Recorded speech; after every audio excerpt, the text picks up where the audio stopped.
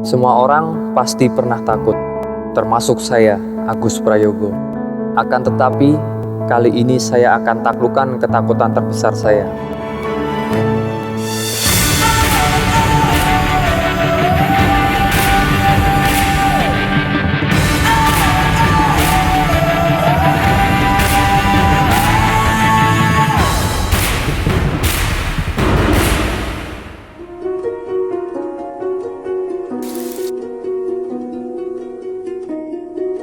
Nama saya Agus Prayogo, saya atlet jarak jauh 5.000, 10.000, dan full maraton.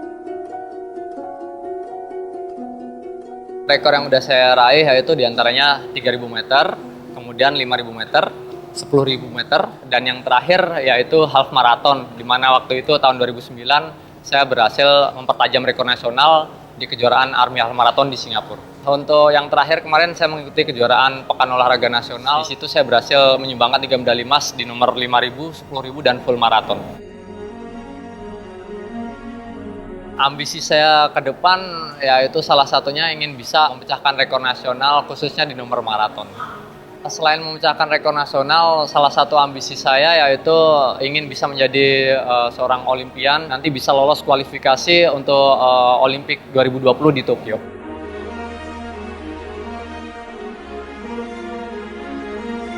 Aku kan sempat kena tifus waktu sebelum berangkat ke Tokyo Marathon. Sepatah semangat dan Mas Agus lah orang yang menyemangati aku kembali gitu, yang bikin aku kembali bangkit.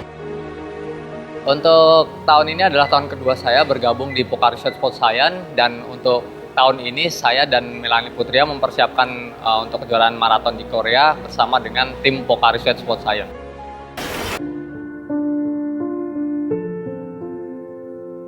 Dia punya ketakutan terdalam, takut banget sama cuaca yang ekstrim. Di Korea nanti itu dia paling takut dengan suhu. Suhunya yang katanya bisa mencapai 1 derajat.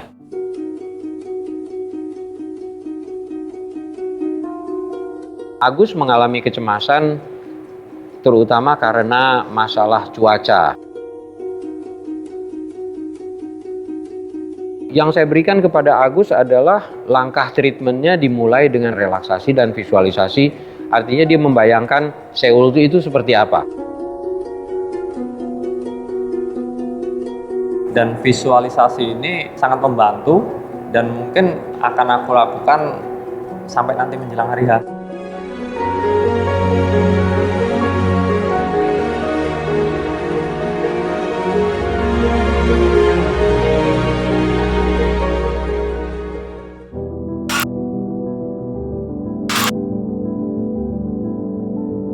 Nah, hari ini kita melakukan final assessment terhadap Dimas dan terhadap Bara. Final assessment ini adalah penilaian final untuk menjawab apakah ada peningkatan dari program latihan yang dijalankan oleh atlet. Final assessment dari sisi saya sebagai seorang fisioterapi sebenarnya melihat fungsi kerja tubuh secara biomekanisme. Nah, kalau misalnya ada 1-2 hal yang harus diperbaiki, nah itu akan diberikan treatment dan perawatan yang cepat. Pada final assessment ini kita melakukan kembali yang namanya FMS test atau tes untuk melihat gerak fungsional dari seorang atlet. Dari final assessment yang dilakukan kepada Dimas tadi, so far hasilnya sangat mengembirakan. Jadi dari skor dari FMS tesnya itu meningkat cukup signifikan, di mana kita bisa melihat ada 3 problem pada saat first assessment, di mana ada shoulder mobility yang kurang, terus kemudian hip mobility dan core stability, di mana pada final assessment ini hip mobility-nya dan core stability-nya meningkat dengan cukup baik. Yang tadinya skornya 2, saat ini punya skor 3. Jadi artinya program latihan yang diberikan kepada Dimas itu berjalan cukup baik. Hari ini kita melakukan tes VO2 max. Selain itu, kita juga melihat poin pada lactate threshold-nya. Apabila seorang pelari mempunyai titik lactate threshold yang jauh lebih panjang, maka dia mempunyai kemampuan berlari tentu yang jauh lebih cepat dan jauh lebih lama. Jujur ya, deg-degan. Pastinya untuk masalah VO2 max terutama. Saya harap bisa lebih baik dari tes yang pertama. Kalau seseorang itu mengalami dehidrasi, fungsi ototnya juga melemah, syarafnya juga kering, sehingga fungsi kerja psikofisik menurun. Akibat fungsi kerja psikofisik menurun, maka konsentrasinya hilang. Itulah yang pentingnya menggunakan cairan-cairan untuk membangun kembali ion, seperti yang di-provide oleh Pocari Sweat.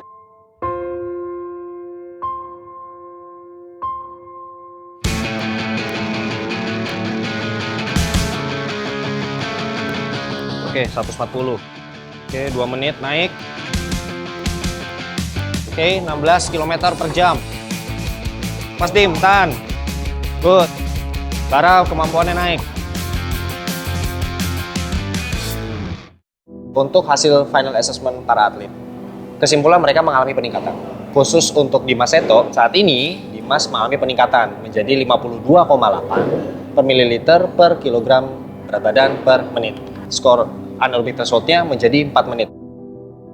Dan berdasarkan post assessment saat ini, Asma Bara meningkat 2 poin menjadi 66,7 ml per kilogram berat badan per menit.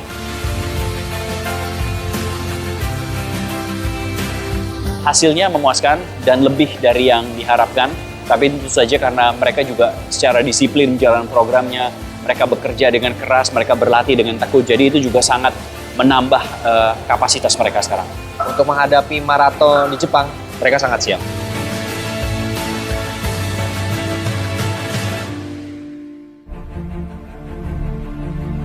Semua perjuangan dan tetes keringat sudah kami berikan. Sekarang saatnya kami buktikan